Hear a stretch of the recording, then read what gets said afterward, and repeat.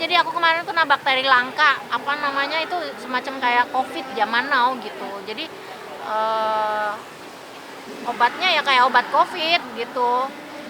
Maksudnya 10 hari bahkan 1 bulan baru apa ya, kesehatan baru pulih gitu. Kena Clostridium difficile gitu, dokter pasti tahu itu. Jadi itu bakteri langka yang dia hidupnya ada di usus besar, tapi dia di yang tidak ada oksigen gitu. Nah itu dia, dokternya bilang karena apa, aku bilang gitu, karena apes, karena bisa kena di di UGD, bisa kena di tempat tertentu gitu, makanan juga kan kita nggak tahu makanannya apa gitu. Tapi sejauh ini makananku bersih ya, kita kan nggak tahu dia bersih makanannya apa enggak. Karena pasien ini itu mengalami kondisi ini karena menyerang usus ya, jadi biasanya memang pasien itu datang dengan diare. Jadi dengan diare ya berulang, dan kita biasanya mendeteksi kalau memang pasien ini kadang-kadang masih di rumah sakit dia sudah mengalami diare gitu.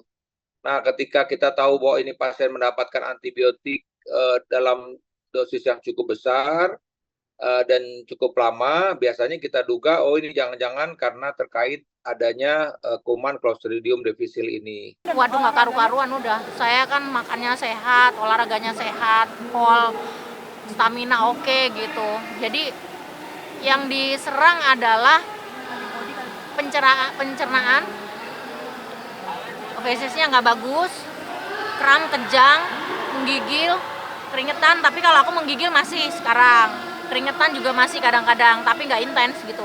Kalau kemarin itu udah kejang, menggigil, sakit, kram, pokoknya nggak karu-karuan, terus badan sakit semua ya kayak orang kena COVID lah. Tapi lebih dari COVID kalau kemarin aku bilang. Mana nih, Bun? Oh, kemarin aku izin sama Papi John Fair, sempet libur sampai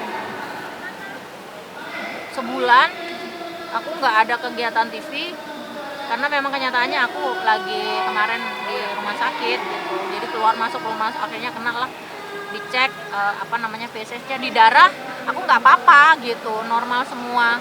Bahkan cek autoimun juga nggak ada, pokoknya semuanya bersih. Malah kena itu kuman yang kayak itu, ya mirip COVID lah gitu. Jadi kalian harus hati-hati karena di atasnya COVID masih ada lagi. Tapi aku kan nggak harus nge-push ya, karena kemarin itu udah nggak bisa pegang handphone di rumah sakit, sudah aku nggak bisa olahraga, sama dokternya juga belum boleh olahraga karena radang usus besarnya juga lagi masa recovery juga. Jadi sampai kapan, Bun? Kalau aku olahraga kecil biasanya kalau pagi disuruhnya jalan pagi gitu. Kalau yoga belum boleh karena berat banget. Oh, kalau aku sekarang karena kena radang usus besar jadi aku gluten free, nggak susu, nggak kopi, nggak pokoknya roti-rotian juga enggak, pokoknya keju, susu, terus apalagi ya, pokoknya yang berhubungan dengan itulah aku udah nggak boleh semua.